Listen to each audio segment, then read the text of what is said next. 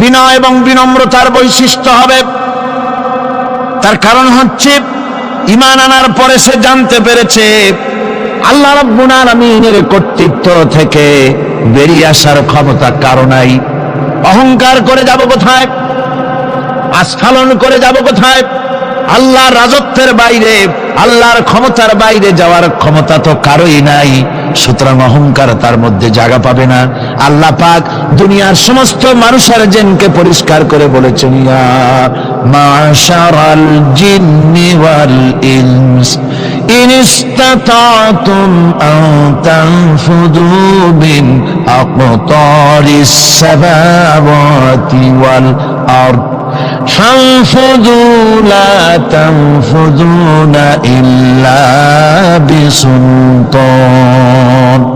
হে পৃথিবীর মানুষেরা আর জেনেরা, যদি সম্ভব হয় আমার আকাশের নিচের থেকে জমিনের উপর থেকে বেরিয়ে যা। লা তানফু, বেরিয়ে যেতে পারবে না। আমি আকাশ এবং জমিন থেকে যদি সম্ভব করতে পারো বেরিয়ে যা। আর যদি কোনো আকাশ থাকে তার নিচে যা, আর যদি কোনো জমিন থাকে তার উপরে যাও।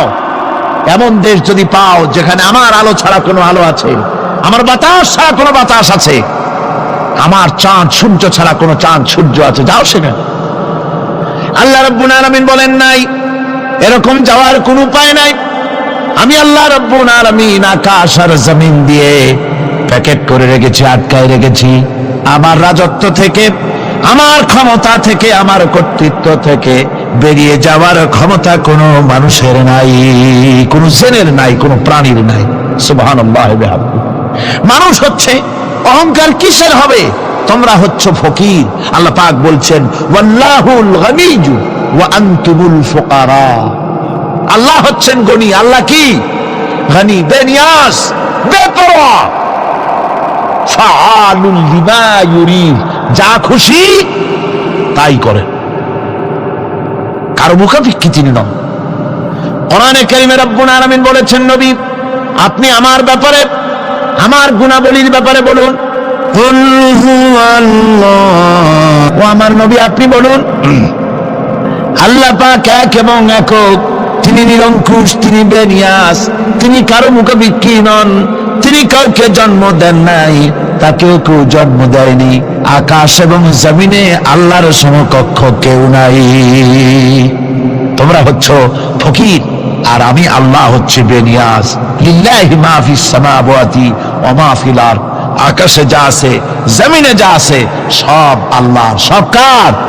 আল্লাহ পাকের। সুতরাং কিসের অহংকার, কিসের মাতবাড়ি? মানুষ পেছনের কথা ভুলে যায়, মোটেই চিন্তা করে না।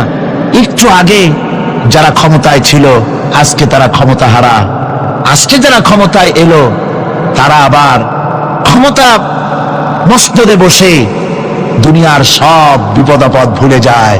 কি করে আরো বেশি লুটপাট করা যায়, আরো বেশি মানুষকে শোষণ করা যায়, মানুষ এই চিন্তাই করে। অহংকারে, ক্ষমতার দর্পে ফেটে পড়ে, চিন্তা করে না পেছনের কথা। আল্লাহ রাব্বুল আলামিন বলেন, যারা নাকি মুমিন বান্দাদের বিনয় এবং বিনম্রতা তাদের মধ্যে সৃষ্টি হয়ে যাবে, তার কারণ হলো আল্লাহ পাক বলেছেন ওয়ালা তামশি ফিল আরদি মারহান ইন্নাকা লান তাখরিকাল আরদা ওয়া লান তাবলুগাল জিবালা তুলা। ওয়ালা তামশি ফিল আরদি মারহান, আমার জমিনের উপরে অহংকার করে পা ফেলো না। তুমি কি পারবে অহংকার করে আমার জমিনটাকে বাটাই দিতে? কি বলেন, পারা যাবে? অহংকার করে জমিনের উপরে লাথি মারেন জোরে, জমিন ফাটবে? ফাটবে না, আপনার পা ছিঁড়ে যাবে। আপনি কি পারবেন অহংকার করে পাহাড়ের উচ্চতা লাফ দিয়ে ছাড়াই যেতে পারবেন? তাও পারবেন না। সুতরাং আল্লাহ পাকের উপরে ঈমান আনলে পরে তাদের মাথা এভাবে নত হয়ে যায়, অহংকার তাদের মধ্যে জায়গা পায় না। অহংকার কিসের অহংকার তোমার? মানুষ তার জন্মের কথা, কোরআনে কারীম বলে মানুষ কি তার জন্মের কথা স্মরণ করে না? তোমার তো এমন অবস্থা ছিল, দুনিয়ায় উল্লেখযোগ্য বিষয়বস্তু হিসাবে তুমি পরিগণিত ছিলে না। তুমি হচ্ছ, তোমার জন্মের উৎস কথা হচ্ছে এক ফোঁটা নাপাক পানি, এমন নাপাক পানি যা শরীর থেকে নির্গত হলে পরে গোসল করা ওয়াজিব হয়ে যায়, এমন এক ফোঁটা নাপাক পানি যার জন্মের উৎস, তার আবার অহংকার কিসের? পৃথিবীতে অহংকার যারাই করলো আল্লাহ পাক তাদেরকে ভালো করে দেখায় দিলেন। নমরুদকে দেখায়ছেন, ফেরাউনকে দেখায়ছেন, যুগের ছোট ছোট নমরুদ ফেরাউন যেখানে যেখানে খুদে খুদে ফেরাউন হয়েছে আল্লাহ সকলকেই দেখিয়ে দিয়েছেন, দেন নাই? দেখিয়ে দিয়েছেন। সুতরাং মাথা নিচু করে চলতে হবে, বিদ্যার বড়াই করা চলবে না। কত লেখাপড়া করেছো তুমি? এমএ পাস করেছো, তাতে কি হয়েছে? সবেমাত্র বর্ণবোধ পড়েছো, জ্ঞানের রাজ্যে পা ঢুকিয়েছো, এখনো কিছু শেখনি। টাইটেল পাস করেছো, তো কি হয়েছে? কদ্দূর শিখেছো? নিউটনের মতো মানুষ মৃত্যুর সময় বললেন, জ্ঞান সমুদ্রের বেলাভূমিতে দাঁড়িয়ে সামান্য বালু কণা নিয়ে নাড়াচাড়া করলাম, অথই সমুদ্রের কিছুই দেখতে পারলাম না। শেখ সাদি রহমতুল্লাহ আলাইহি ইন্তেকালের সময় বলেছেন, মালুম শোধ কি হিচ মালুম না শোধ, সারা জীবন সাধনা করে বুঝিলাম ইহা, যে কিছুই বুঝিলাম না। এগুলি হচ্ছে জ্ঞানীদের কথা। আর কোন রকম ইউনিভার্সিটির বারান্দা দিয়ে 3-4 দিন হাঁটছে, কয় যে সব বুঝি। কি বুঝছো? কয় দেয়ার ইজ নো গড, স্রষ্টা বলতে কেউ নেই। পাগল কি আর গাছে ধরে মিয়া? সুতরাং বিদ্যার বড়াই চলবে না, স্বাস্থ্যের বড়াই চলবে না, অর্থের বড়াই চলবে না। অর্থের বড়াই করবে, কত অর্থ তোমার হয়েছে? আল্লাহ যদি ইচ্ছে করেন ব্রেনের মধ্যে, মগজের মধ্যে এমন টিউমার করে দিবেন, মগজের মধ্যে এমন ক্যান্সার করে দেবেন, হার্টের ভিতরে এমন ক্যান্সার লাগায় দিবেন, 14 গোষ্ঠী বিক্রি করলে ঔষধের পয়সা হবে না। পারবে কিনা আল্লাহ কন? জোরে বলবেন পারবেন কিনা? এমন বহুত অসুখ আছে ডাক্তাররা বোঝেই না ঔষধ দেবে কি। হযরত ইউনূস আলাইহিস সালাম মাছে তারে গিলে ফেলে দিল, হতাশায় তিনি হার্ট ফেল করেন নাই। মাছের পেটের মধ্যে যদি কেউ চলে যায়, বেরিয়ে যাওয়ার জন্য কোনো ব্যাকডোর আছে নাকি কন? পালাবার কোন রাস্তা আছে? মাছের পেটের জানালা দরজা আছে কিছু? কিছুই নেই। তিনি হতাশ হলেন না, মাছের পেটের ভেতরে বসে হযরত ইউনূস আলাইহিস সালাম বুক ভরা আশা নিয়ে আল্লাহর দরবারে তিনি ঘোষণা করলেন, লা ইলাহা ইল্লা আনতা সুবহানাকা ইন্নী কুনতু মিনাজ জালিমিন। পড়েন না সবাই, লা ইলাহা ইল্লা আনতা সুবহানাকা ইন্নী কুনতু মিনাজ জালিমিন। হযরত ইউনূস আলাইহিস সালাম বললেন, আল্লাহ তুমি ছাড়া কোনো ইলাহ নাই, তোমার পবিত্রতা ঘোষণা করছি, আমি জালিমদের অন্তর্ভুক্ত হয়ে গেছি। তিনি যখন চিল্লাচ্ছিলেন, মাছির পেটের ভিতরে বসে যখন কাতরুক্তি করতেছিলেন, আল্লাহ বুঝি তখন শোনেন নাই সে কথা? কি বলেন? আল্লাহ বুঝি তখন তন্দ্রায় বা নিদ্রায় ছিলেন না? আল্লাহ পাক কি ঘুমান? তন্দ্রায় যান? লা তাখুযুহু সিনাতুন ওয়ালা নাওম।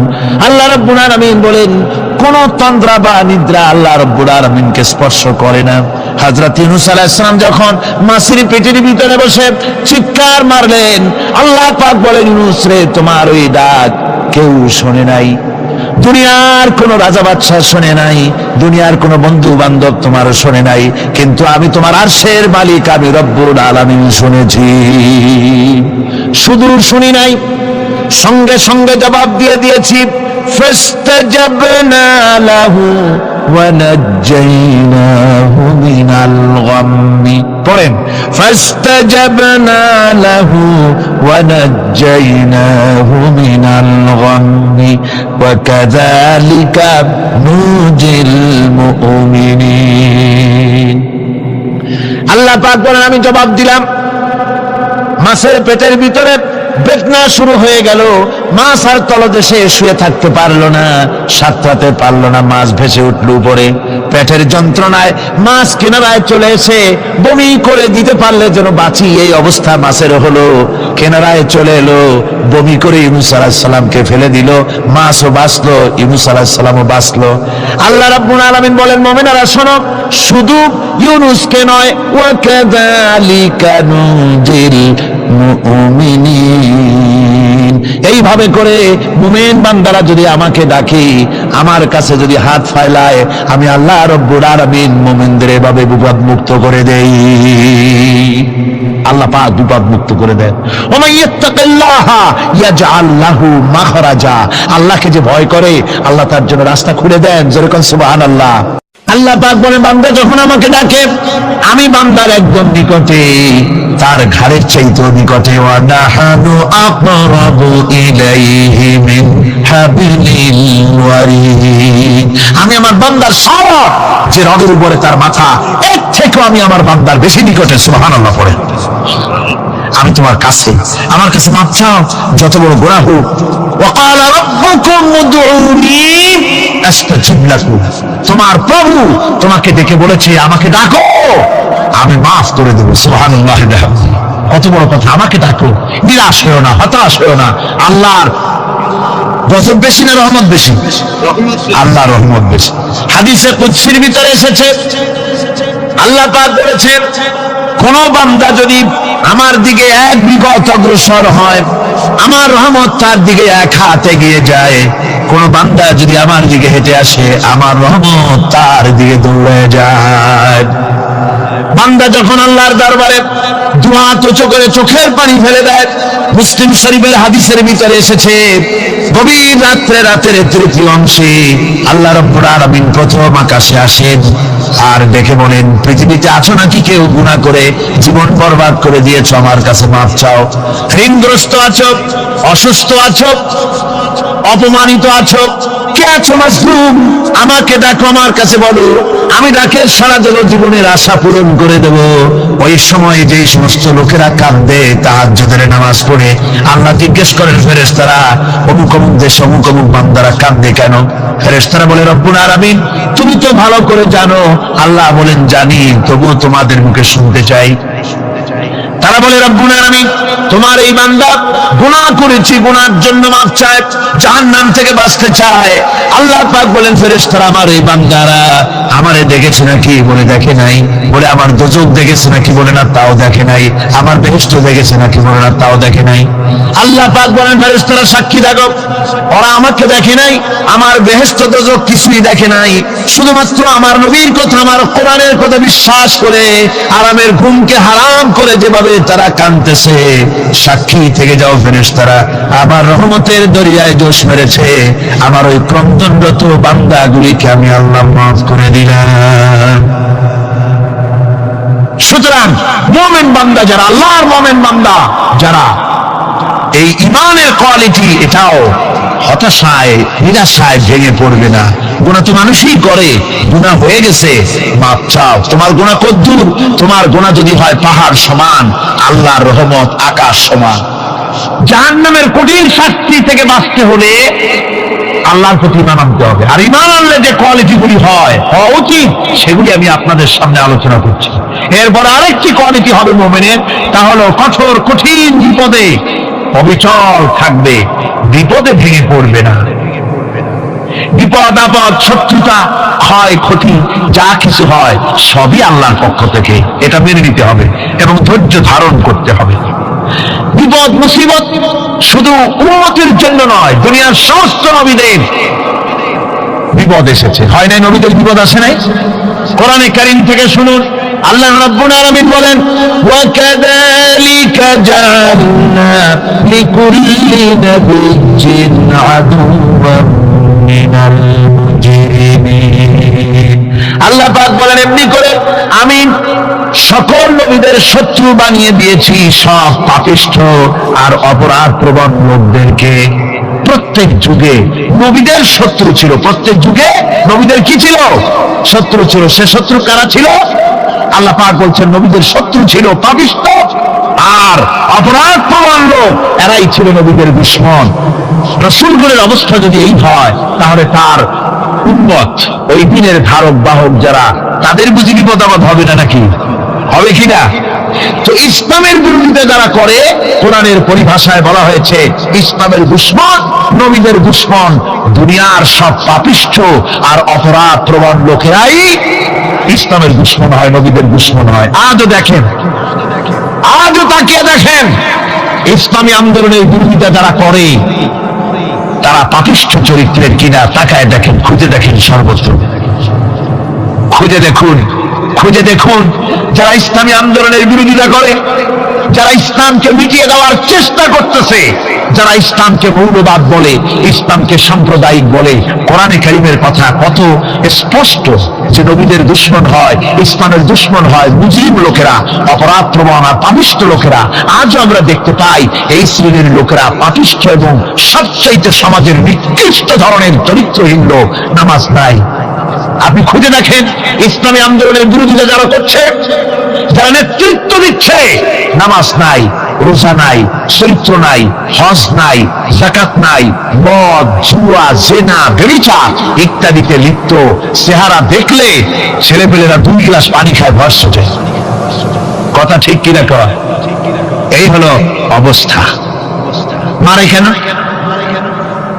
মুমিনদেরকে, পয়গম্বরদেরকে, সাহাবীদেরকে এবং ঈমানদারদেরকে মারে কেন?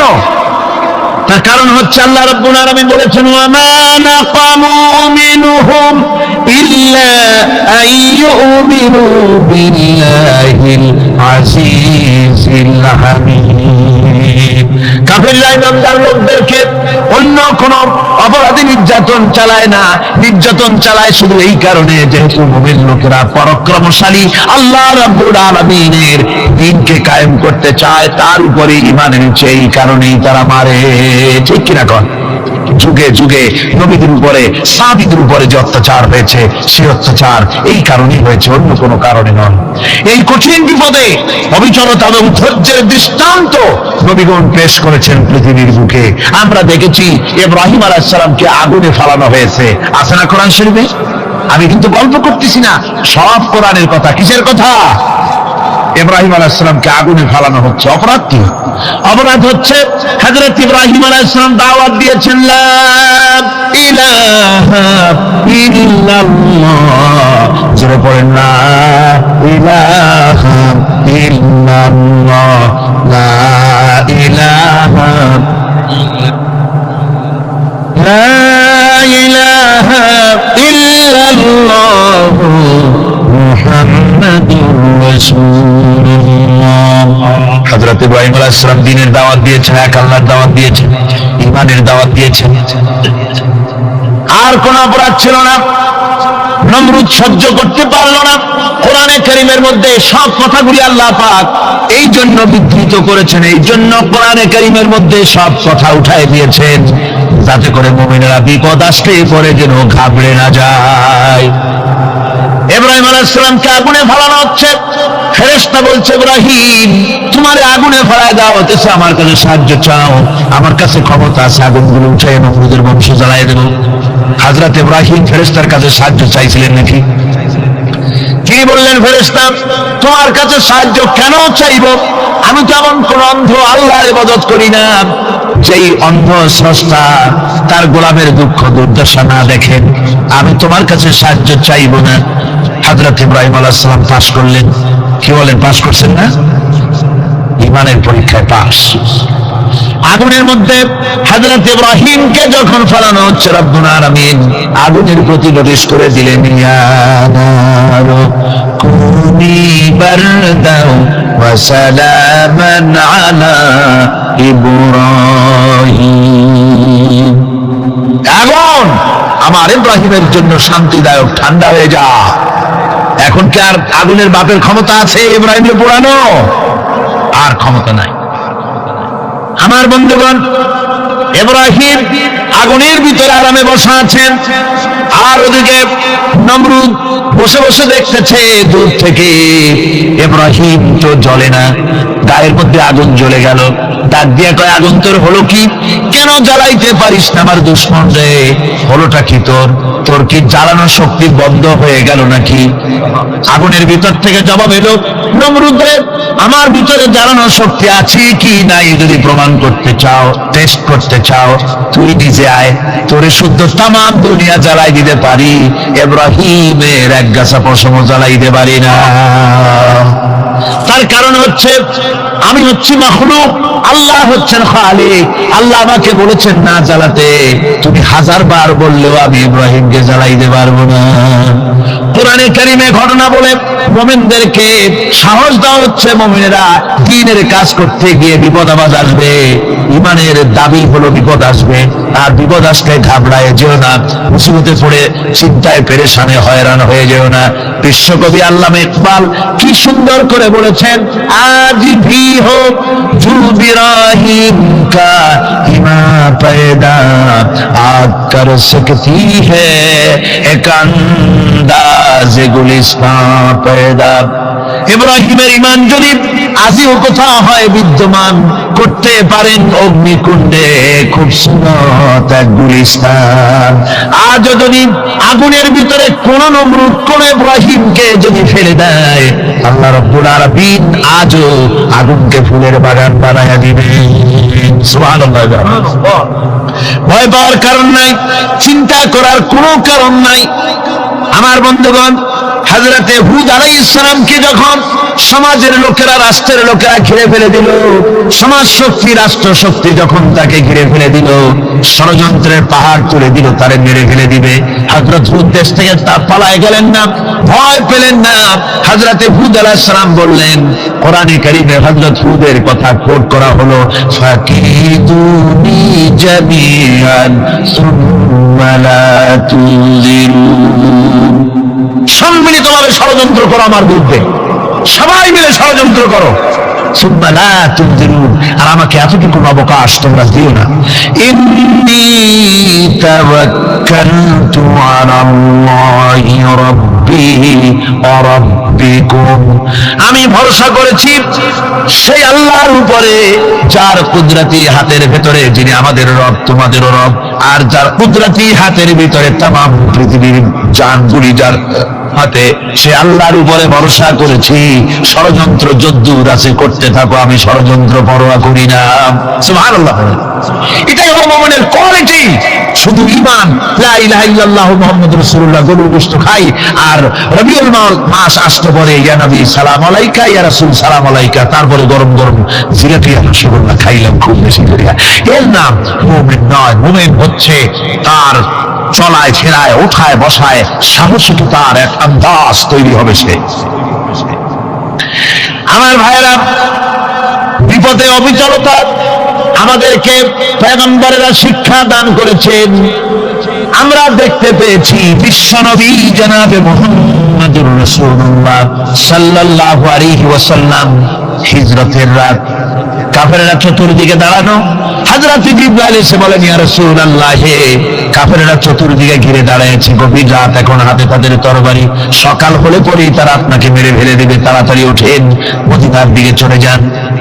আল্লাহ নবী ঘুমের থেকে জেগে হযরত আলীকে ডেকে বলেন, আলী, আল্লাহ অর্ডার করেছেন আমি মদিনায় চললাম, আমার বিছানার পরে আমার চাদর গায়ে দিয়ে শুয়ে থাকো। হযরত আলী বলেন, আল্লাহর হাবিব, আপনার চাদর গায়ে দিয়ে ঘুমিয়ে থাকবো, সকালবেলায় কাফির বেঈমানেরা আপনার বিছানার পরে আপনার চাদর গায়ে দেওয়া অবস্থায় আমি আলীকে তারা মুহাম্মদ মনে করবে, আর আমি আলীকে নবী মনে করে তারা তাদের তরবারি দিয়া কেটে কেটে টুকরা টুকরা করে আমারে বিদায় করে দেবে দুনিয়া থেকে। এতটুকু পরোয়া করি না, বরং আমার দিলের মধ্যে এটাই তৃপ্তি থাকবে যে আমি আলীর জীবনের বিনিময় আল্লাহর হাবিব দুনিয়ায় বেঁচে আছে। যে ব্যক্তি বিদ্রোহ করেছে এবং দুনিয়ার জীবনকে অগ্রাধিকার দিয়েছে, তার জায়গা হচ্ছে জাহান্নাম। জোরে বলেন নাউজুবিল্লাহ। যে ব্যক্তি আল্লাহর সঙ্গে বিদ্রোহ করেছে আর পরকালের জন্য পাথর জোগাড় করে নাই, দুনিয়াকে অগ্রাধিকার দিল, পরকালকে ভুলে গেল, তার জায়গা হলো জাহান্নাম। وأما من خاف مقام ربه ونهى النفس عن الهوى فإن الجنة هي المأوى আর যে ব্যক্তি আপন প্রভুর সামনে উপস্থিত হকে ভয় করেছে এবং আপন প্রবৃত্তিকে লালসা মুক্ত করেছে, লালসার হাত থেকে রক্ষা করেছে, আল্লাহ রাব্বুল আলামিন কিয়ামতের দিন তার জন্য রেখে দিয়েছেন জান্নাত। তার জন্য কোন জায়গা? জান্নাত। আমাদেরকে পরকাল ভিত্তিক জীবন যাপন যদি করি তাহলে কবরের জবাবগুলি খুব আসান হবে। আর যদি পরকাল ভিত্তিক জীবন যাপন না হয় কবরটা মুসিবতের জন্য মুসিবত হয়ে যাবে। হযরত ওসমান রাদিয়াল্লাহু তাআলা আনহু কবরের কাছে গিয়ে খুব কাঁদতেন। সাহাবায়ে কেরাম প্রশ্ন করেছেন, হুজুর রাসূল করিম সাল্লাল্লাহু আলাইহি ওয়াসাল্লাম যখন জান্নাত ও জাহান্নামের ওয়াজ করেন তখন তো এত বেশি আপনি কাঁদেন না, যত বেশি কাঁদেন কবরের কাছে এসে, কারণ কি? হযরত ওসমান রাদিয়াল্লাহু তাআলা আনহু বলতেন, আমার সাথীরা, আমি আমার হাবিবের কাছে আল্লাহ রাব্বুল আলামিনের রাসূলের কাছে আমি শুনেছি এই কবরটাই হলো প্রথম স্টেশন, এই কবরটাই হলো প্রথম ইমিগ্রেশন কাউন্টার। এই জায়গায় যদি কেউ যদি ধরা পড়ে যায়, কারো যদি চার্জশিট হয়ে যায়, সব জায়গায় ধরা পড়ে যাবে, হাসরে মিজানে সিরাতে কোনো জায়গায় নাজাত পাবে না। আর এই কবরটা যদি কেউ মুক্তি পেয়ে যায়, মিজান সিরাত হাসর সব জায়গা থেকে আল্লাহ তারে ভালোভাবে পার করে দিবেন। এটা হলো আসল জায়গা, মারাত্মক জায়গা, খুব মারাত্মক জায়গা। আমি এটাকে ইমিগ্রেশন কাউন্টার বলেছি আমার ভাষা। ইমিগ্রেশন কাউন্টার যারা বিদেশ ভ্রমণ করেছেন তারা জানেন। লন্ডন যাবেন, আমেরিকা যাবেন, সৌদি আরব যাবেন, যে কোনো বিদেশে যাবেন, গেলেই পাসপোর্ট তারা দেখবে। পাসপোর্টে আপনার ন্যাশনালিটি কোনটা সেটাই তারা জানতে চাইবে। আপনি কোন দল করেন এটা তারা জানতে চাইবে না। আপনি কোন ভাষায় কথা বলেন তাও তাদের জানার দরকার নেই। প্রথমেই তারা আপনার ন্যাশনালিটি দেখবে, আপনার আইডেন্টিটি কি তারা জানতে চাইবে। তারপরে যদি স্যাটিসফ্যাক্টরি হয় আপনাকে ভিসা দিয়ে ভেতরে ঢোকবার ব্যবস্থা করে দেবে। আর যদি তারা স্যাটিসফাইড না হয় তাহলে আপনাকে মেহমানখানায় ঢুকানো হবে গ্রেফতার করে। কবর হচ্ছে এ ধরনের একটি ইমিগ্রেশন কাউন্টার। কবরের ভিতরে মানুষ যখনই রাখা হবে সঙ্গে সঙ্গে দুজন ফেরেশতা আসবে। কবরের কাছে যারা এসেছিল দাফন হয়ে যাওয়ার পর এই লোকগুলি 40 কদম যেতে যতক্ষণ লাগে এর মধ্যেই দুজন ফেরেশতা এসে যাবে, এসে জিজ্ঞেস করবে, মান রব্বুকা, তুমি কোন দল করতে? ওটা তাদের জানার দরকার নেই। চাকরি কিসে করতেন ওটা জানার দরকার নেই। ব্যবসা করতেন না চাকরি করতেন প্রয়োজন নেই। প্রথমেই জিজ্ঞাসা করা হবে ন্যাশনালিটি, প্রথমেই জিজ্ঞাসা করা হবে তার ন্যাশনালিটি সম্পর্কে, তার আইডেন্টিটিটা কি, এবং সেটাকে সত্যায়িত করার জন্য, বোঝার জন্য 3টি প্রশ্ন। প্রথম প্রশ্ন, মান রব্বুকা ওয়া মা দীনুকা ওয়া মান নাবিয়্যুকা, তোমার রব কে, তোমার দ্বীন কি, তোমার নবী কে। যদি এই ব্যক্তি বেঈমান হয়, মুনাফিক হয়, সে বলবে হায় হাতা লা আদরি, হায় হাতা লা আদরি, জানি না আমার রবকে, আমি জানি না। তোমার দ্বীন কি, দ্বীন কারে কয় বুঝি না। এরপরে আল্লাহর নবী জনাবে মুহাম্মদ রাসূলুল্লাহ সাল্লাল্লাহু আলাইহি ওয়াসাল্লাম কে দেখানো হবে, বলা হবে মা কুনতা তাকুলু ফি হাদার রাজুল, এই ব্যক্তি সম্পর্কে তোমার ধারণা কি নিকে, বলবে আমি চিনি না। নাউযুবিল্লাহ। বাস, এরপরে তার যা হবার তাই শুরু হয়ে যাবে। আর যদি বান্দাটা মুমিন হয়, প্রশ্ন করা হবে মান রব্বুকা, জবাব দেবে রব্বি আল্লাহ, আমার রব আল্লাহ রাব্বুল আলামিন। ওয়া মা দীনুকা, দীনুনা ইসলাম, আমার দ্বীন হচ্ছে ইসলাম। এরপরে আল্লাহর নবীকে দেখানো হবে। কয়েক রকমের বর্ণনা আছে, কোন বর্ণনায় আছে হুজুরের আকারে দেখানো হবে, অথবা রাসূলকে সরাসরি দেখানো হবে, বলা হবে মা কুনতা তাকুলু ফি হাদার রাজুল, এই লোকটি সম্পর্কে ধারণা কি? মুমিন ব্যক্তি বলবে হাদা নবিয়ুনা মুহাম্মাদুর রাসূলুল্লাহ সাল্লাল্লাহু আলাইহি ওয়াসাল্লাম, ইনি আমার তো সেই নবী মুহাম্মাদুর রাসূলুল্লাহ সাল্লাল্লাহু আলাইহি ওয়াসাল্লাম। আমরা যেন এই রকমের জবাব দিতে পারি, আল্লাহ কবুল করো। সকলে জোরে বলেন আমিন। জবাব হয়ে যাওয়ার পর গায়ব থেকে আওয়াজ আসবে, ফাফরিশু বিল জান্নাতি ওয়ালবিসু বিল জান্নাহ, ও আমার ফেরেশতারা আমার এই বান্দাকে জান্নাতের পোশাক পরায়া দাও আর কবরটাকে জান্নাতের বিছানা বিছায়া দাও।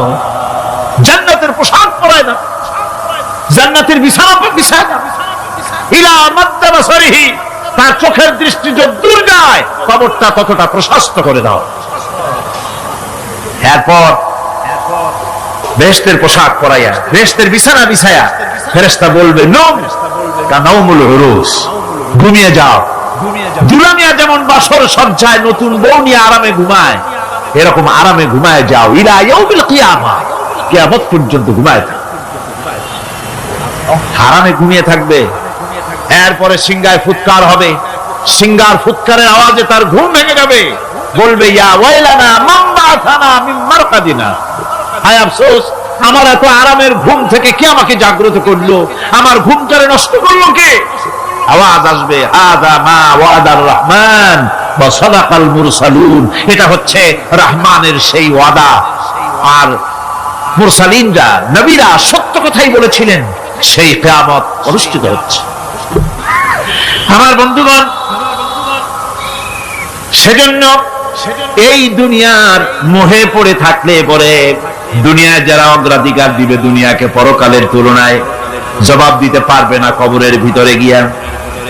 আর যারা পরকালকে অগ্রাধিকার দিবে, দুনিয়ার চাইতে পরকালকে বেশি অগ্রাধিকার দেবে, আর আল্লাহর ভয় কলিজার ভিতরে রাখবে, কবরের জবাব সঠিকভাবে দিতে পারবে, কিয়ামতের দিন আল্লাহ রাব্বুল আলামিন তাদের জন্য জান্নাত দান করবেন। জোরে বলেন আমিন। দুনিয়াটা হচ্ছে দুনিয়া যেখানে আমরা আছি, আমি আগেই বলেছি দুনিয়া হচ্ছে আদনা শব্দ থেকে এর উৎপত্তি হয়েছে, তুচ্ছ নিকৃষ্ট, এটার দাম নাই, এটার মূল্য নাই।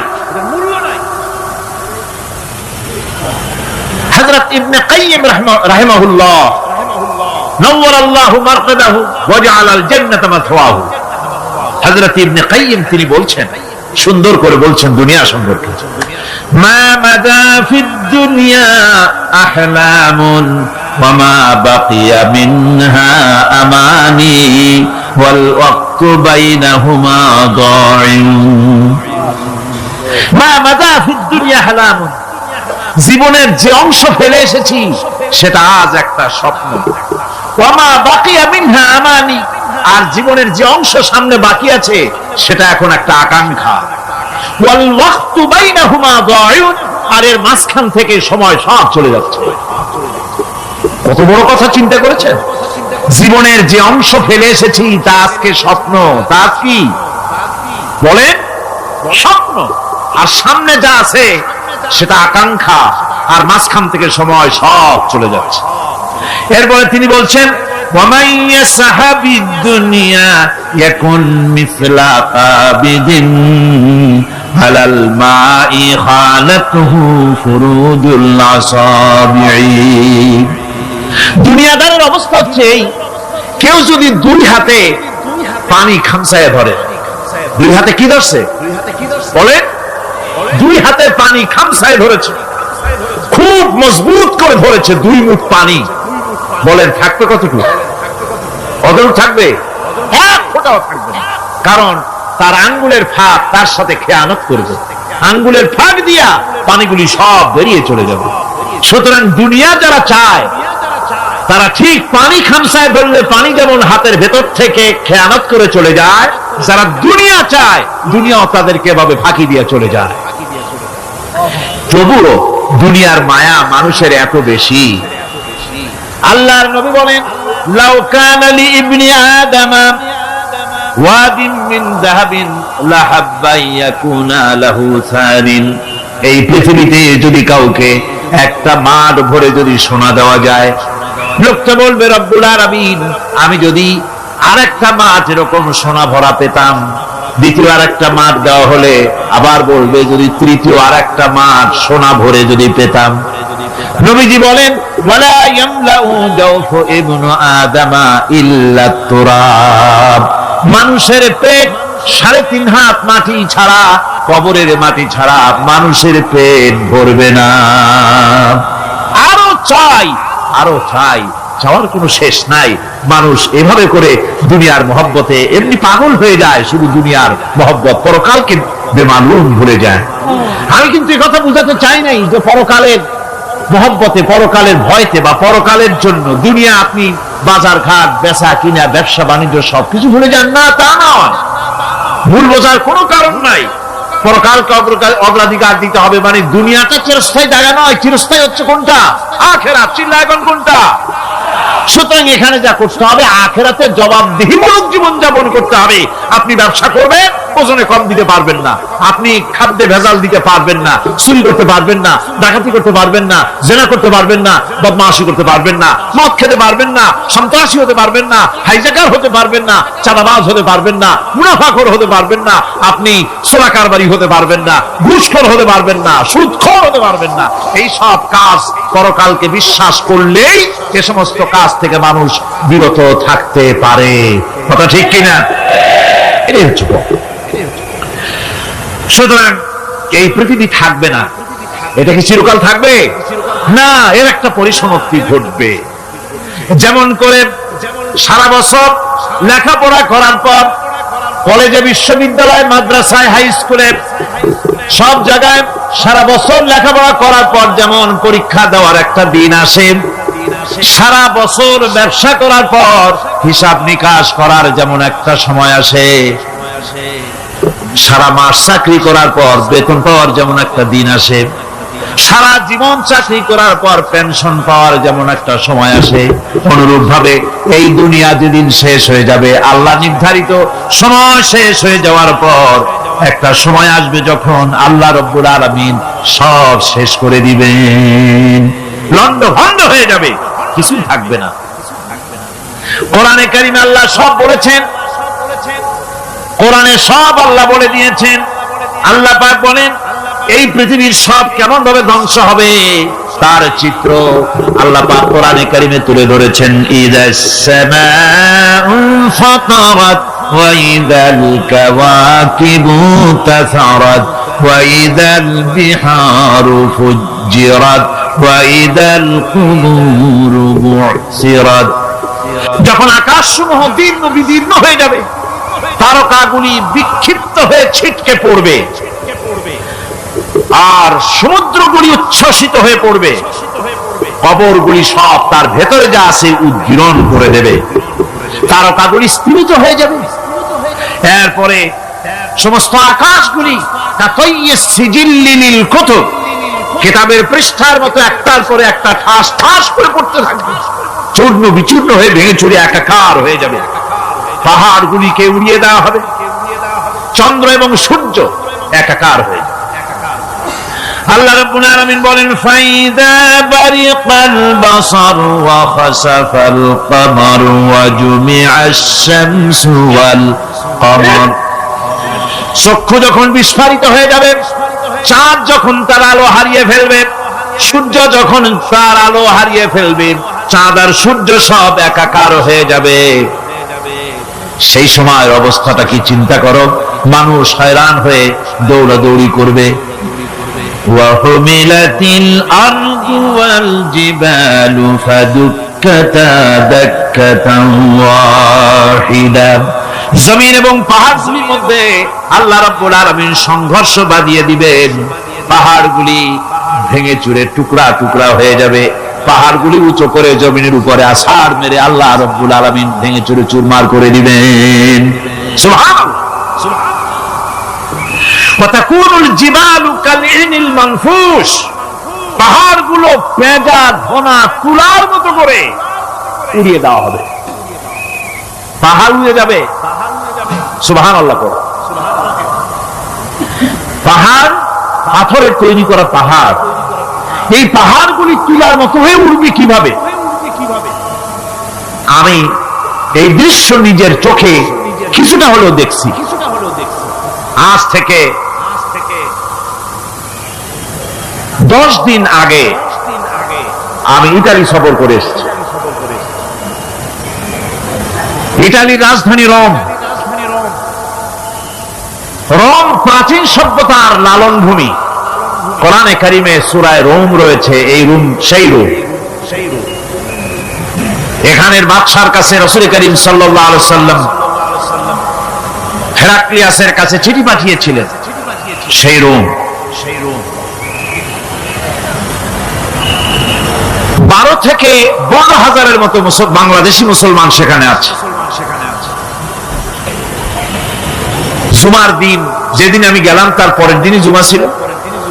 জুমার নামাজ পড়লাম ভ্যাটিকানের কাছেই বিশাল মসজিদ, ইউরোপের ভিতরে সবচেয়ে বড় মসজিদ এটা। রোম ইসলামের দুশমনদের রাজধানী। সেখানে যখন আযান হচ্ছে আশহাদু আন্না মুহাম্মাদার রাসূলুল্লাহ, আমার অনুভূতির কথা আপনাদেরকে বোঝাতে পারবো না, কি অনুভূতির সৃষ্টি হয়েছে আমার ভেতরে। ভ্যাটিকানের পোপ এক পাশে, কিছু দূরেই ভ্যাটিকান। ওটা হচ্ছে গোটা পৃথিবীর সমস্ত খ্রিস্টানদের কাবা, ভ্যাটিকান। তার পাশেই বিশাল মসজিদ, সেখানে নামাজ পড়লাম। চিন্তার ভেতরে আসলো আল্লাহ রাব্বুল আলামিন তার হাবিবের নাম, তার তাওহীদ, তার সালাতকে কিভাবে বিশ্বময় ছড়িয়ে দিলেন। আবু জাহেল চাইছিল মুহাম্মদ সাল্লাল্লাহু আলাইহি ওয়াসাল্লামকে স্তব্ধ করে দেবে মক্কার জীবনেই। কত বদনাম, সাহের, কাহেন, কাযযাব, শায়ের, নাউযুবিল্লাহি মিন যালিক, কত গালাগালি করলো। আর আল্লাহ শোনালেন, হাবিব চিন্তার কোনো কারণ নাই, ওয়ারাফা'না লাকা যিকরাক, আমি আপনার প্রশংসা বিশ্বময় ছড়িয়ে দেব। সুবহানাল্লাহ। রোম প্রোগ্রাম শেষ করে আমাকে তারা নিয়ে গেল, যেটা আমি বলছি সফর কাহিনী শোনাবার সময় এটা না, যেহেতু এর সঙ্গে প্রাসঙ্গিক সেজন্য বলছি। পাহাড় কেমনে তুলার মতো হয়ে উঠবে তার নজির দেখেছি। রোম শহর থেকে 300 মাইল দূরে, 300 কিলোমিটার দূরে নেপোলিয়ান বোনাপার্ট তার বাড়ি, এবং ওটা তার নামে একটা প্রভিন্স। ভূমধ্য সাগরের পারে ভিসুভিয়াস, পৃথিবীর সবচাইতে বড় আগ্নেয়গিরি। সেটা দেখাতে নিয়ে যাওয়া হলো আমাকে, যে পাহাড়টা পৃথিবীর মাটি থেকে তার চূড়া হচ্ছে 3 মাইল উঁচু। এর 2 মাইল গাড়িতে করে ঘুরে ঘুরে যাওয়া যায়, এরপর আর গাড়িতে যাওয়া যায় না, বাকিটুকুন যেতে হবে হেঁটে হেঁটে। পাহাড়ের উপরে অক্সিজেন কম, বেশ কষ্ট হচ্ছিল উঠতে। জীবনে প্রথম পাহাড়ে চড়েছি জাবালে নূর, রাসূল করিম সাল্লাল্লাহু আলাইহি ওয়াসাল্লামের উপরে যেখানে ওহী হয়েছিল সর্বপ্রথম। পাহাড় চড়ার একটা অভিজ্ঞতা ওখান থেকে আমার কিছুটা হয়েছিল। খুব কষ্ট হলো বাকি 1 মাইল উঠতে। যখন ভিসুভিয়াসের একদম শীর্ষে চলে গেছি, সেখানে গিয়ে আমার সাথে 15-20 জন লোক ছিল। আমি নিজে আল্লাহু আকবার বলে আমার গলা থেকে আওয়াজ বেরিয়ে গেল। আমি দেখতে পেলাম ভিসুভিয়াসের শীর্ষে বিশাল গর্ত। আমার মনে হয় গর্তটা এই মাঠের 1/4 হবে। এই মাঠের 1/4 হবে গর্তটা। সেই গর্তটার গভীরতা হচ্ছে 1.5 কিলোমিটার। এইখান থেকে পাথরগুলি উত্থিত হয়েছে, আগ্নেয়গিরি। পাথর আগুনে গলে লাভা হয়ে এগুলি পাহাড় বেয়ে উপচে পড়েছে, চতুর্দিকে 12 মাইল ছড়িয়ে গিয়েছে। আমার মনে পড়লো ওয়াকুদুহান নাস ওয়াল হিজারা, জাহান্নামের আগুনের ইন্ধন হবে মানুষ আর পাথর। আমি সেখানে সেজদায় পড়ে গিয়ে কান্নাম আর বললাম, আল্লাহ জাহান্নামের আগুন হারাম করে দিও আমাদের জন্য। পাথর কিভাবে গললো, গলে পাথরগুলি গলে পুড়ে চতুর্দিকে পড়েছে আর ছিটকেছে, চতুর্দিকে ছিটকে পড়েছে। সেই পাথরগুলি ছিটকে ছিটকে যেগুলি পুড়ে পড়েছে সেগুলিকে দূরে সাদা রঙের বলে মনে হয়, কোনোটা সাদা কোনোটা কালো, মনে হয় যেন তুলার মতো হয়ে পড়ে আছে চতুর্দিকে। 1944 সনে তৃতীয়বারের মতো ভিসুভিয়াসি অগ্নিগিরি যে অগ্নি উৎপাত করে তাতে আশেপাশের 12 মাইল এলাকা এফেক্টেড হয়ে যায়। পাথরগুলি গলে এভাবে বিধ্বস্ত করে দিয়েছে। এখান থেকে এখানে জোহরের নামাজ, আসরের নামাজ আমরা পড়লাম, আল্লাহর কাছে খুব দোয়া করলাম। এখনো ধোঁয়া উঠতেছে, এখনো পাহাড়ের ফাটল দিয়ে ধোঁয়া উঠছে। একজন হাত দিয়ে আমাকে বলল যে খুব গরম লাগে ধোঁয়াগুলি। ওখানকার লোকেরা বলল যে ভেতরে এখনো আগুন আছে, তবে সুপ্ত, যে কোনো মুহূর্তে আবার তা জাগ্রত হতে পারে। আমরা সেখান থেকে নেমে এলাম।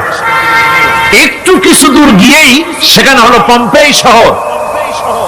এই পম্পেই শহরটা হচ্ছে ঈসা আলাইহিস সালামের জন্মের 2000 বছর আগে এই শহর তৈরি হয়।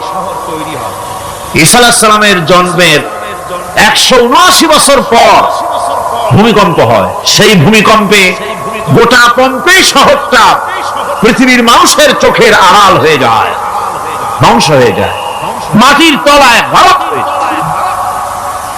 আজ থেকে 200 বছর আগে মাটি খনন করতে গিয়ে এই শহর আবিষ্কৃত হয়। পুরা শহরটা খুঁড়ে তারা বের করেছে। 180 হেক্টর জমিনের উপরে এই বিশাল শহর। ঘুরে ঘুরে দেখলাম, গাড়ি চলে না সেখানে, পায়ে হেঁটে দেখতে হলো। প্রশস্ত রাস্তা।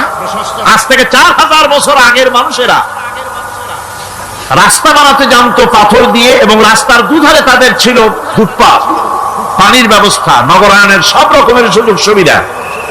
তারপরে সেখানে বিচারালয়, এরপরে দোকানপাট, বাজার ঘাট, সবকিছুর ব্যবস্থা রয়েছে।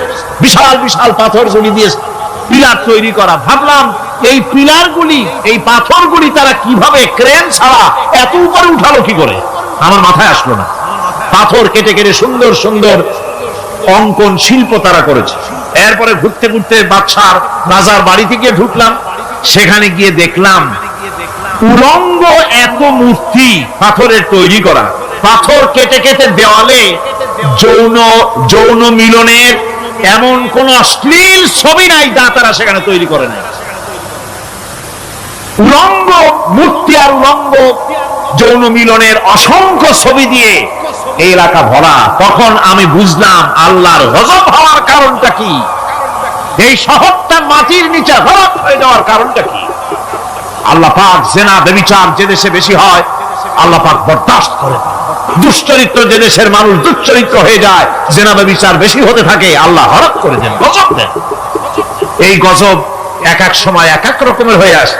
কখনো মাটির নিচে দাবায় দেয়, কখনো মহামারী, কোন দেশে কলেরা, কোন দেশে জলোচ্ছ্বাস, কোথাও ভূমিকম্প, আর সর্বশেষ এই জেনা ব্যভিচারের জন্য আল্লাহ পাকের চূড়ান্ত এই যৌনতার অশ্লীলতার জন্য চূড়ান্ত গজব বর্তমান বিশ্বের জন্য এইডস।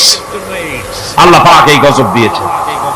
বন্ধুগণ, আমি সেই জায়গা, আমি সেখানে যা দেখলাম যে আল্লাহ পাক পাহাড়গুলিকে কিভাবে উড়াবেন, এটা অস্বীকার করার কোন উপায় নাই। বিশ্বাস তো করতামই। তবে হযরত ইব্রাহিম আলাইহিস সালাম যেমন বলেছিলেন, রব্বি আরিনি কাইফা তুহিল মাউতা, আয় আল্লাহ তুমি মরাকে জিন্দা করবা কেমনে? আল্লাহ পাক বলেন, আওয়ালাম তুমিন, তুমি বিশ্বাস করো না? ইব্রাহিম আলাইহিস সালাম বললেন, বালা, অবশ্যই বিশ্বাস করি, ওয়ালাকিন লিয়াতমাইন্না কলবি, যদি চোখে দেখতাম তাহলে আমার অন্তরাত্মা খুব ঠান্ডা হতো। আল্লাহ রাব্বুল আলামিন চোখে দেখায় দিলেন জিন্দা কেমনে মুর্দা হবে, মুর্দা কেমনে জিন্দা হবে, আল্লাহ দেখায় দিলেন। পাহাড় উড়ায় দিবেন আল্লাহ রাব্বুল আলামিন। একথা কলিজার মধ্যে তার উপর ঈমান বিশ্বাস, কিন্তু আল্লাহ চোখে দেখাইছেন, ঈমান আরো মজবুত হয়েছে, যা ছিল আরো মজবুত হয়েছে। সুবহানাল্লাহ। আল্লাহর ভয়তে কলিজা কেঁপেছে। আমি পাহাড়ের উপরে কেঁদেছি, জার হয়ে কেঁদেছি। বন্ধুগণ, আল্লাহ সুবহানাহু ওয়া তাআলা এই জন্য বলেছেন, কুল সিরু ফিল আরদ, আমার জমিন ঘোরো, ভালো করে দেখো, কাইফা কানা আকিবাতুল মুকাজ্জিবিন, মহা সত্যকে যারা অস্বীকার করেছে তাদের পরিণতি আমি কি করে দিয়েছি, এগুলি চোখে ভালো করে তাকায় দেখো। আমার বন্ধুগণ, সুতরাং এই পৃথিবীর অবসান হবে, এই পৃথিবী ধ্বংস হবে, এই পৃথিবী চূড়ান্ত ভাবে শেষ হয়ে যাবে। হ্যাঁ, আরেকটি কথা বলতে হয়, সেটা হচ্ছে যে এই রোম থেকে আর একটু দূরে 900 মাইল দূরে হচ্ছে সিসিলি। 900 মাইল দূরে, সেখানে এই সিসিলি মুসলমানেরা শাসন করেছিল 350 বছর। সেই সিসিলিতে রয়েছে 360টা মসজিদ মুসলমানদের করা। সমস্ত মসজিদগুলি আজ তালা বন্ধ, একটা মসজিদও খোলা নাই। সেখানকার মুসলমানেরা ওয়াজ শুনতে এসেছিল রোমে। আমি তাদের জন্য পরামর্শ দিয়েছি যে গভর্নমেন্টের কাছে তোমরা দাবি জানাও যে অন্তত একটা মসজিদের দরজা আমাদের জন্য খুলে দাও। রোমের অবস্থানরত প্রবাসী বাংলাদেশি মুসলমানেরা আমাকে বলেছে, তাদের অনেকের বাড়ি চট্টগ্রামও আছে, আমাকে বলেছে তাদের চোখে পানি আসছে বলার সময় যে চিলামার তাফসীর মাহফিল যখন আসে ওই যেটা কামতে থাকে যাওয়ার জন্য। তো যাওয়া তো সম্ভব না এত দূর থেকে, আমাদের সালাম বলে দিবেন যত লোক আসবে, আর আমাদের জন্য দোয়া করতে বলবেন যেন এই রোমের ভিতরে আমরা ইসলামের আদর্শের ভিত্তিতে আমরা যেন চলতে পারি। আপনারা দোয়া করুন তাদের জন্য। ভাইরা আমার, এই পৃথিবী একদিন পরিসমাপ্তি ঘটবে এবং আল্লাহর দরবারে আমাদেরকে উঠতে হবে এবং সেখানে আমাদের বিচার হবে। সেখানে আমাদের কি হবে? বিচার হবে। আল্লাহ পাক বিচারটাকে নির্ভুল করার জন্য, সঠিক করার জন্য প্রত্যেকের গলায় আমলনামা ঝুলায় রাখছে। এখানে রেকর্ডের ব্যবস্থা করা হয়েছে। আল্লাহ পাক বলছেন, ওয়া কুল্লা ইনসানিন আলজামনাহু তাইরাহু ফি উনুকিহি ওয়া নুখরিজু লাহু ইয়াওমাল কিয়ামাতি কিতাবান ইয়ালকাহু মানশুরা। আল্লাহ পাক বলেন, প্রত্যেকের ভালো মন্দ কর্মফল, কর্মলিপি আমি তার গলায় ঝুলায় রেখেছি। কিয়ামতের দিন সে নিজের কাছে স্পষ্ট সব দেখতে পারবে, কোন জিনিস বাদ পড়বে না। তার গলায় তার আমলনামা ঝুলানো আছে, সব রেকর্ড হতেছে। আমরা যা করছি সবগুলি রেকর্ড হয়ে যাচ্ছে। বর্তমান বিজ্ঞানীরা আবিষ্কার করেছে যে মানুষের শরীরের ভিতরে ডিএনএ আছে, রক্তের ভিতরে ডিএনএ, এটা একটা কোডর। মানুষের রক্তের ভিতরে ডিএনএ আছে। যেমন তার ব্রেনের ভিতরে কতগুলি কোষ আছে, এক একটা কোষ এক এক ধরনের কাজ করে, অনুরূপ ভাবে তার শরীরের ভিতরে রক্তের ভিতরে ডিএনএ আছে। এই ডিএনএটা কি? এই ডিএনএটা হচ্ছে, এই ডিএনএ একটা কম্পিউটারের মতো কাজ করতেছে। লোকটা কি করবে, কোথায় যাবে, সে ভালো হবে মন্দ হবে কি হবে, সব তার ডিএনএর মধ্যে রেকর্ডকৃত আছে। এটা বোঝার জন্য একটা সুন্দর দৃষ্টান্ত দেওয়া যায়। যেমন এই কাগজটাকে আপনারা মনে করুন একটা গাড়ির একটা ব্লুপ্রিন্ট, একটা গাড়ির ব্লুপ্রিন্ট। এখানে লেখা আছে গাড়ি কিভাবে তৈরি হবে। এই কাগজটা নিয়ে ঘরের মধ্যে রেখে দিলেন। এখন এই কাগজটা থেকেই অটোমেটিক গাড়ির উইন্ডো তৈরি হলো, শিল তৈরি হলো, গাড়ির বডি তৈরি হলো, চেসিস তৈরি হলো, টায়ার তৈরি হলো, ইঞ্জিন তৈরি হলো, ব্যাটারি তৈরি হলো, পেট্রোল নিল, আর কোন রকমের ড্রাইভার ছাড়াই গাড়ি চলতে আরম্ভ করলো। এই কথাটা যদি মনের মাথার মধ্যে আনতে পারেন যে এটা কিভাবে হইতে পারে, এতে লেখা অনুযায়ী যেভাবে হওয়া যদি সম্ভব হয়, অনুরূপ ভাবে মানুষের রক্তের ভিতরে ডিএনএ এর আবিষ্কার করেছে। এর ভিতরে মানুষের ভালো মন্দ, কোথায় যাবে কি করবে, সবকিছুর মধ্যে রয়েছে। কোরআনে কারীমে আল্লাহ রাব্বুল আলামিন, আমি গত বছর বলছিলাম যে বিজ্ঞানের আবিষ্কার যত বাড়বে কোরআন বোঝা মানুষের জন্য তত সহজ হবে। কোন সুবহানাল্লাহ। কোরআন বোঝা মানুষের জন্য তত সহজ হবে। সুতরাং মানুষের গলার সাথে আল্লাহ পাক বলছেন যে একটা আমলনামা আমি ঝুলাই দিয়েছি তার গলার সাথে। সে যা করতেছে ওখানে সব লিপিবদ্ধ হচ্ছে, কম্পিউটারাইজড, কম্পিউটারের মতো এগুলি সব গ্রহণ করতেছে। এগুলি কিয়ামতের দিন তার সামনে হাজির করা হবে। কিয়ামতে যখন আমলনামা তার সামনে দিয়ে বলা হবে, ইকরা কিতাবাকা কাফা বিনাফসিকাল ইয়াওমা আলাইকা হাসিবা, তাকে বলা হবে নিজের কর্মলিপি নিজেই পড়ো, আজ তুমি তোমার নিজের হিসাব নিতে যথেষ্ট। বন্ধুগণ, এই মাহফিলে যত লোক আমরা বসে আছি, আমরা আমাদের হিসাব নিতে যথেষ্ট না আরেকজন লাগবে? কোন আমরা যথেষ্ট কিনা? কথা বোঝেন নাই। আমি বলতে চেয়েছি এটা, আমরা যদি এখন চোখ বুঝে চিন্তা করি যে পিছনের জীবনে কি করেছি, মনে পড়বে নাকি পড়বে না? বলেন সবাই, পড়বে কি পড়বে না? ছোটবেলায় কবে পায়ের নিচে কাঁটা ফুটেছিল, কবে কোথায় আছাড় খেয়েছিলেন, কবে কার বেল তাল আম কাঁচা আম চুরি করে খেতে গিয়ে কিল খেয়েছিলেন, তারা খেয়েছিলেন, তাকে এখন মনে নাই? আছে। তাহলে কি ওই তাল বেল চুরি করতে গিয়ে যে কিলটা খাইছিলেন সেটাও মনে আছে, ভালো মন্দ সব মনে আছে। তাহলে কোন হোটেলের রুমে কি করছিলেন, কোন স্কুলে কোন কলেজে কি করছিলেন, তারপরে জীবনে ছোট বড় ঘটনাগুলি চোখ বুঝতে মনে পড়বে না? এবার হিসাব করেন, মনে যদি পড়ে এবার হিসাব করেন আপনি জান্নাতি না জাহান্নামী। আপনি আপনার নিজের হিসাব নেওয়ার জন্য যথেষ্ট। তাকে হিসাব করতে বলা হবে, তোমার হিসাব, তোমার নিজের হিসাব নেওয়ার জন্য তুমি যথেষ্ট, তোমার হিসাব তুমি নিজেই করো, এটা পড়ো। আর সেই কিয়ামতের দিন কোন সাহায্যকারী মিলবে না। লান তানফাকুম আরহামুকুম ওয়ালা আওলাদুকুম ইয়াওমাল কিয়ামাহ। লান তানফা, কিয়ামতের দিন কোনো ফায়দা হবে না, অবশ্যই কোনো ফায়দা হবে না, কোনো উপকারে আসবে না। কিয়ামতের দিন তোমার সন্তান, তোমার স্ত্রী, তোমার মাল, তোমার সম্পদ কোন উপকারে আসবে না। কিয়ামতের ময়দানে সেদিন সব তোমার সাথে বিচ্ছেদ করবে, সব পালায় যাবে। সেখানে উৎকোষেরও কোনো কারবার নাই যে ঘুষ টুস দিয়া, ফেরেশতাদের কোন রকম বুঝবাজ দিয়া, আলাদা কোনো চোরাগলি পথ দিয়া একেবারে ফুট করে ভেস্তে চলে যাবেন, এমন কোনো সুযোগ নাই। অনেকে বলে হুজুর এমন কিছু দোয়া শিখায় দেন যাতে ওই সব জেহাদ বোমা এগুলি খুব ভয় পাই, ওসব রাস্তা রাস্তা না, খুব সহজে কিছু দোয়া দুরূদ করিয়া আস্তে করে জান্নাতে চলে যাওয়া যায়, এরকম একটা দোয়া, এরকম একটা পথ বলে দেন। আমি বলি ভাই, এরকমের কোন চোরাগলি আমার রাসূল আবিষ্কার করতে পারেন নাই, আল্লাহর পয়গম্বরের ওই ধরনের কোন পথ আবিষ্কার করতে পারেন নাই।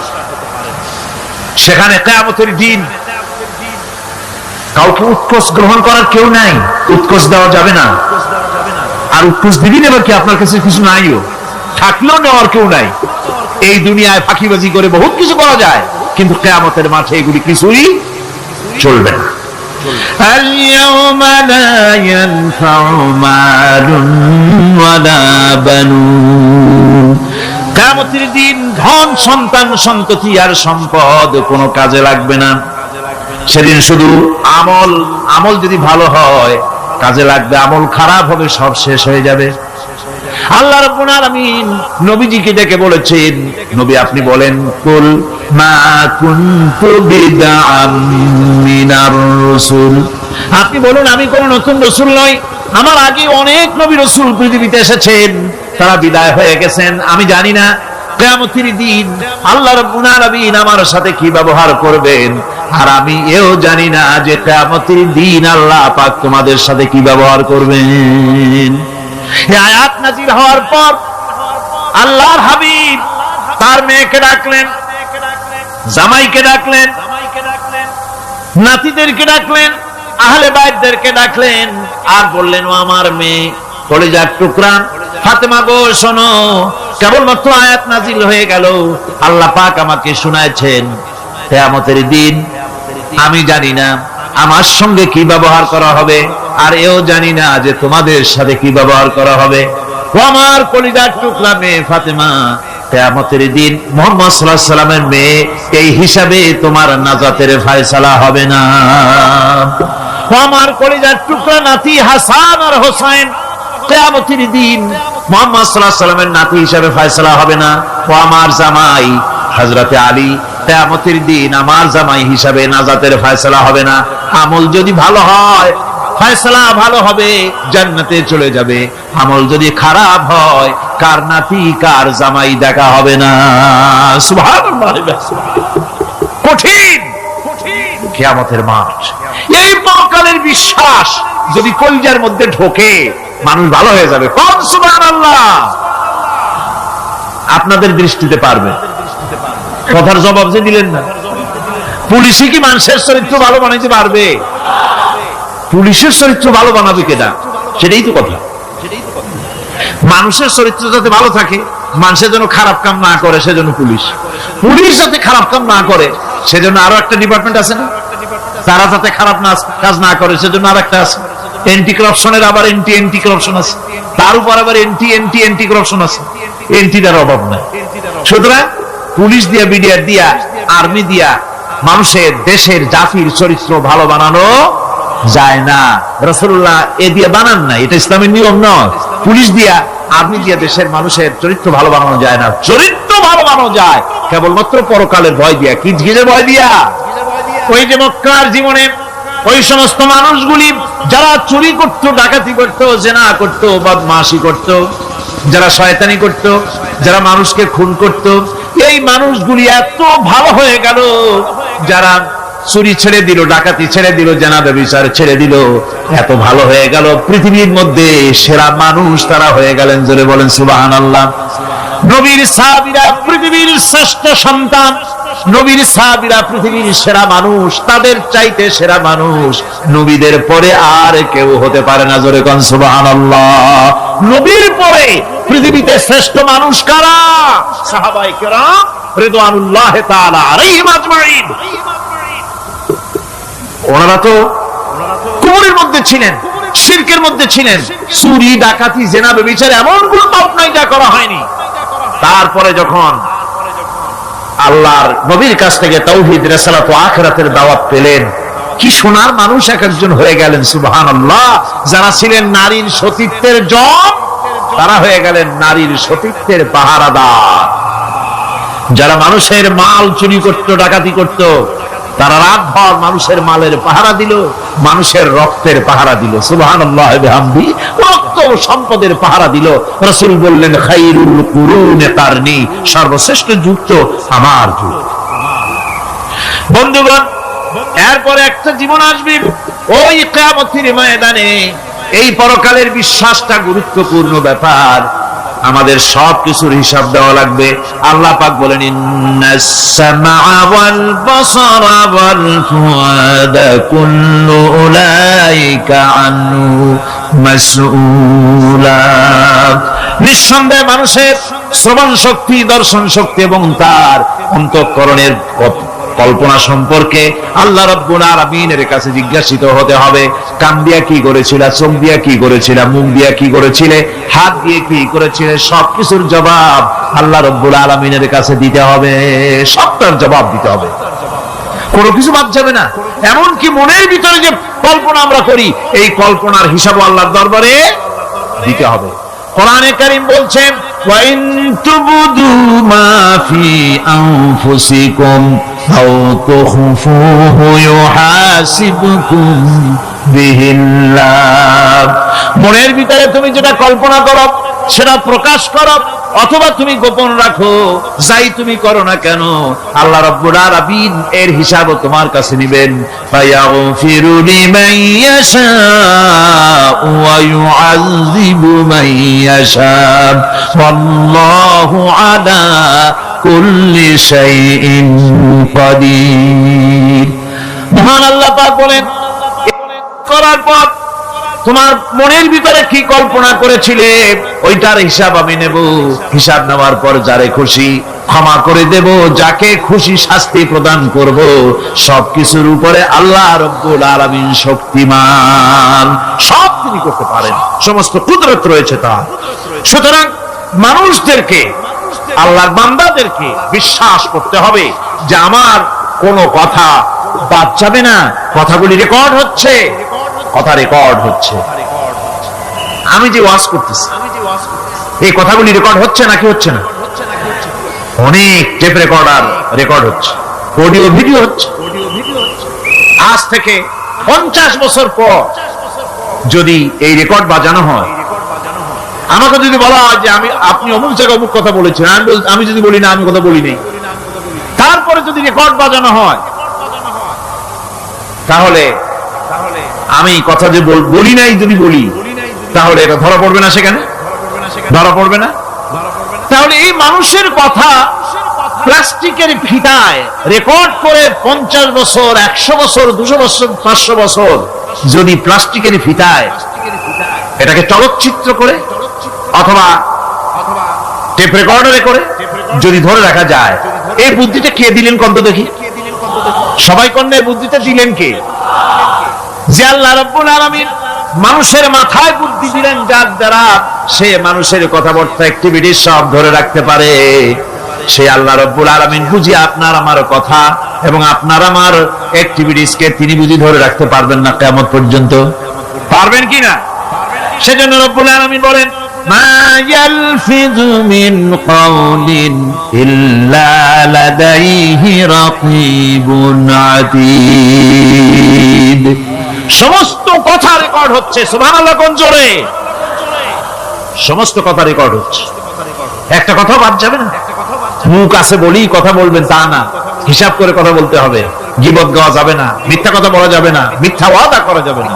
মিথ্যা ওয়াদার তো মৌসুম এসে গেছে। কি কোন বোঝেন কথা? হ্যাঁ, মিথ্যা ওয়াদা মৌসুম এসে গেছে। এখন মৌসুমে বাহার, মিথ্যা বলার। কত সুন্দর সুন্দর ওয়াদা, সোনা দিয়া রাস্তা বানায় দেবো। অভুক্ত মানুষদের বলা হয় না খেয়ে মরবেন না, কিন্তু কি খেয়ে মরবে তাও কই। আমরা যদি যাইতে পারি তাহলে মটকির মতো রসগোল্লা বানাই, গরুর গাড়ির চাকার মতো জিলাপি বানাই, খাইতে গিয়ে হা করে চিত হয়ে থাকি। কত রঙিন রঙিন কথা। মিথ্যা ওয়াদার সময় ভাইরা আমার, পরকাল যদি বিশ্বাস করে সেই ব্যক্তি কিছুতেই মুখ আছে বলেই যা খুশি বলবে না, পরনিন্দা করবে না, পরচর্চা করবে না, হাত আছে বলেই যা তা লিখবে না। ঘটনা হইল একটা, লিখলো আর একটা। কলম একটা আছে বলেই যা খুশি তা লেখা যায় না, মুখ আছে বলেই যা খুশি তা বলা যায় না, চোখ আছে বলেই যা খুশি তা দেখা যায় না। গরু খাওয়া জায়েজ করা হয়েছে বলে গরুর লেজ থেকে মাথা পর্যন্ত পাইকারি ধরে সব খাওয়া যায় না। গরু খাওয়া হারাম না হালাল? হালাল। পাইকারি ধরে লেজ থেকে মাথা পর্যন্ত সব খাওয়া হালাল না। ওর মধ্যে আল্লাহ কিছু হারাম রেখে দিছে, সেগুলোকে বাইসে খাইতে হবে। আল্লাহ দেখতে চান পাইকারি ধরে জমের খাওয়া খাও না আমার হারাম গুলি বাদ দিয়ে খাও, নিষেধ করা গুলি বাদ দিয়ে খাও। মুখ আছে বলেই যা খুশি তা বলা যাবে না, কান আছে বলেই যা খুশি তা শোনা যাবে না, চোখ আছে বলেই যা খুশি তা দেখা যাবে না, হাত পা আছে বলেই যা খুশি তা করা যাবে না। সবটার পেছনে আল্লাহ রাব্বুল আলামিনকে ভয় করা লাগবে।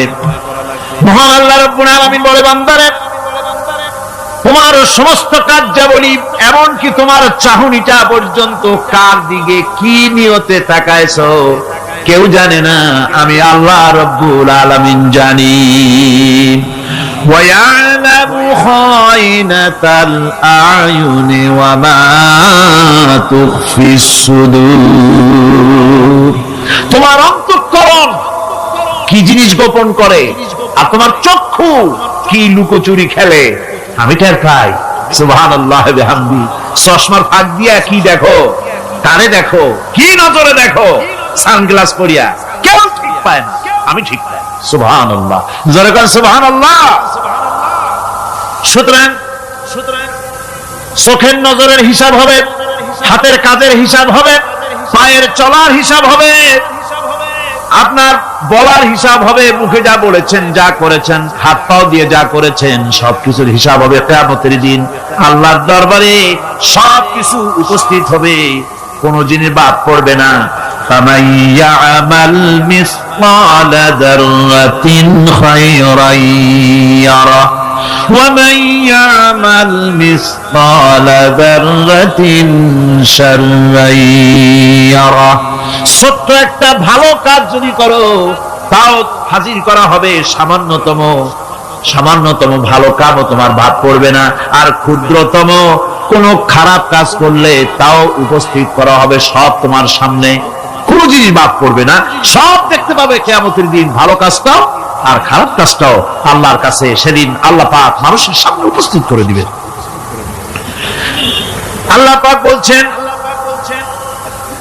সেদিন এই জমিন তার ভিতরে যা লুকায়িত ছিল জমিন সব বের করে দেবে। কান্নাহুম জারাদুম মুনতাশির। টিড্ডি ফড়িংগুলি পোকাগুলি মাটির থেকে যেমন বেরোয় এ মাটির ভিতরে যা আছে কিয়ামতের দিন সব মাটি বের করে দেবে। ইযা যুলজিলাতিল আরদু জিলজালাহা